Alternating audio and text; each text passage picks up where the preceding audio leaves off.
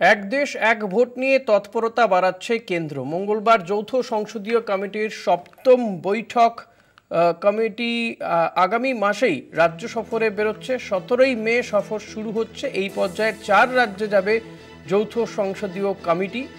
One nation one election এ নিয়ে তৎপরতা বাড়াচ্ছে কেন্দ্র, এমনটাই জানা যাচ্ছে। এবং যৌথ সংসদীয় কমিটি তারা মঙ্গলবার দিন সপ্তম বৈঠক করে এবং এই কমিটি আগামী মাসেই রাজ্য সফরে বেরোচ্ছে বলে জানা যাচ্ছে, যার সফর শুরু হচ্ছে 17ই মে থেকে। এই কমিটি ঠিক বিভিন্ন রাজ্যগুলোতে ভিজিট করে কোন বিষয়ে জানতে চাইবে, কি জানবে, বা এই তৎপরতা নিয়ে গোটা বিষয়গুলো নিয়ে আমরা কথা বলবো। আমাদের পলিটিক্যাল এডিটর আশিস চট্টোপাধ্যায় রয়েছেন আমার সঙ্গে নিউজ রুম থেকে সরাসরি। আশিস দা, এই যে কমিটি, সেই যৌথ সংসদীয় কমিটি তারা বিভিন্ন রাজ্যে যাবে, যেটা 17ই মে থেকে তাদের এই রাজ্য সফর শুরু হবে, মূলত কোন কোন বিষয়গুলো তারা দেখবে এবং এই যে এক দেশ এক ভোট নিয়ে হঠাৎ করে এই তৎপরতার কারণই বাকি? দেখো, কতগুলো বকেয়া যে ইস্যু আছে, কেন্দ্রীয় সরকার তারা বলেছে যে এই টার্মে, এই 5 বছরের মধ্যে তারা সেগুলো বাস্তবায়িত করবে। তার মধ্যে একটা যেমন ইউনিফর্ম সিভিল কোড, তেমনি আরেকটি হচ্ছে এক দেশ এক ভোট।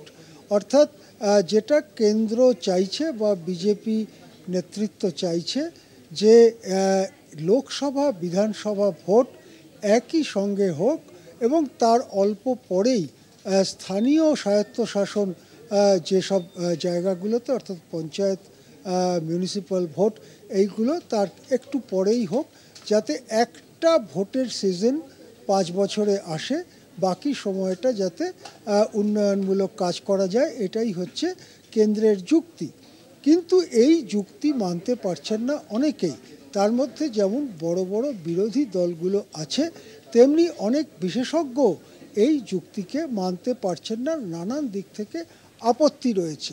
সেই পরিপ্রেক্ষিতে একটি যৌথ সংসদীয় কমিটি তৈরি হয়েছে। হঠাৎ মঙ্গলবার আজকে সেই যৌথ সংসদীয় কমিটির বৈঠকের মধ্যে ঠিক হয় যে তারা রাজ্য সফরে বেরোবেন এবং প্রথম পর্বে পরপর 4টি রাজ্য সফর করা হবে। মহারাষ্ট্র, উত্তরাখণ্ড, জম্মু কাশ্মীর ইত্যাদি জায়গায় তারা যাবেন। এখন তারা কি আলোচনা করতে যাবেন বা কেনই বা রাজ্য সফরে বেরোচ্ছেন, এখানেই হচ্ছে প্রশ্ন।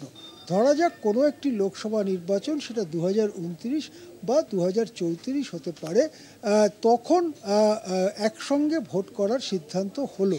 তো যেদিন একসঙ্গে ভোট করার সিদ্ধান্ত হবে, সেদিন কোনো বিধানসভার হয়তো 4 বছর কি 4.5 বছর পার হয়ে গিয়েছে, তাদের ক্ষেত্রে 6 মাস আগে বা কারো ক্ষেত্রে 6 মাস পরে ভোট করতে তেমন একটা অসুবিধে হবার কথা নয়।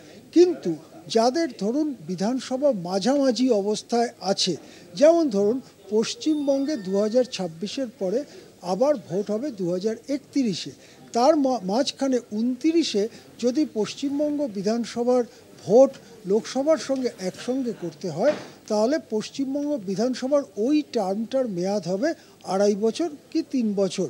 সুতরাং পুরো টার্ম সে শেষ করতে পারছে না। এসব ক্ষেত্রে অনেক রাজ্য সরকারের পক্ষ থেকে বা রাজ্যের নেতৃত্বের পক্ষ থেকে বিরোধিতা করা হয়েছে, আপত্তি জানানো হয়েছে। এখন তারা রাজ্যে রাজ্যে যাচ্ছেন তাদের যুক্তিটা বোঝাতে যে এটা একবার মাত্র হবে, ইতিহাসে একবারই হবে, পরে আর এটা হওয়ার সম্ভাবনা নেই। 1, 2, নানান রকম যুক্তি, বিরোধী যুক্তি কি আছে সেগুলো তারা একেবারে সামনাসামনি শুনতে চাইছেন এবং সংশ্লিষ্ট সব পক্ষ, রাজনৈতিক দল, বিধানসভা ইত্যাদি সংশ্লিষ্ট সব পক্ষের বক্তব্য কি, আইন বিশেষজ্ঞদের বক্তব্য কি, রাজ্যের কোনো সাংস্কৃতিক বা অন্য সংগঠন যদি কোনো কথা বলতে চায়, সেগুলো সামনাসামনি বসে শুনতে চান এই যৌথ সংসদীয় কমিটি, এবং সেই জন্যই তারা রাজ্য সফরে বেরোচ্ছেন। এই পর্বে 4টি রাজ্য সফর করার পরে হয়তো আবার একটি যৌথ সংসদীয় কমিটির বৈঠক হবে। সবকটি রাজ্যেই যে তারা যাবেন এরকম কথা এখনও পরিষ্কার করে জানানো হয়নি। হয়তো কিছু কিছু রাজ্যে যাবেন, বাকি রাজ্যগুলোর প্রতিনিধিরা দিল্লিতে বা অন্য কোথাও গিয়ে তাদের বক্তব্য জানাতে পারেন। কিন্তু যে তৎপরতা দেখা যাচ্ছে তাতে বোঝা যাচ্ছে এক দেশ এক ভোট ব্যাপারটি তাকে তুলে রাখা মোটেই নয়, সেটি অত্যন্ত গুরুত্ব দিয়ে আলোচনার মধ্যে রয়েছে এবং সম্ভবত এই টার্মের মধ্যে নরেন্দ্র মোদীর প্রধানমন্ত্রিত্ব 2024 থেকে 2029-এর এই যে তৃতীয় পর্ব, তার মধ্যেই কখনো না কখনো এ সম্পর্কিত আইন সংসদে পাশ হবে এবং তারপর তা বাস্তবায়নের কাজ শুরু হবে। এবারে যারা এর বিরোধিতা করছেন, যারা আপত্তি তুলছেন, তারা কি রাস্তা নেবেন সেটাই দেখার। হ্যাঁ, অনেক ধন্যবাদ আশিস দা। কথা বলছিলাম আমাদের পলিটিক্যাল এডিটর আশিস চট্টোপাধ্যায়ের সঙ্গে, এবং আশিস দা যেমনটা জানালেন যে এই এক দেশ এক ভোট নিয়ে কেন্দ্র হঠাৎ করেই তৎপর হয়েছে এবং যৌথ সংসদীয় কমিটি সপ্তম বৈঠকও হয়েছে। বৈঠকের পরে ঠিক হয়েছে যে আপাতত 4টে রাজ্যে ভিজিট করবে এই সংসদীয় কমিটি এবং সেখানে ভিজিট করে তারা কি আলাপ আলোচনা করবে সেটা এখনও পর্যন্ত খুব একটা পরিষ্কার নয়। তবে এই যে রাজ্য সফর তারা শুরু করছে, তারা এই মে মাস থেকেই রাজ্য সফরে যাচ্ছে। 17ই মে থেকে তারা এই 4টে রাজ্যে যাবে।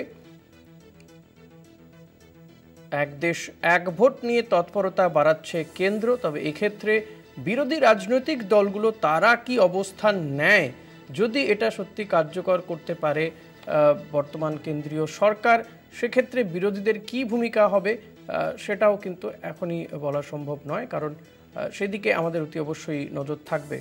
আগামী মাসেই রাজ্য সফরে বেরোচ্ছে এই যৌথ সংসদীয় কমিটি, যারা মঙ্গলবার বৈঠকও করেছে। হঠাৎ করেই এক দেশ এক ভোট নিয়ে তৎপরতা বাড়াচ্ছে কেন্দ্র।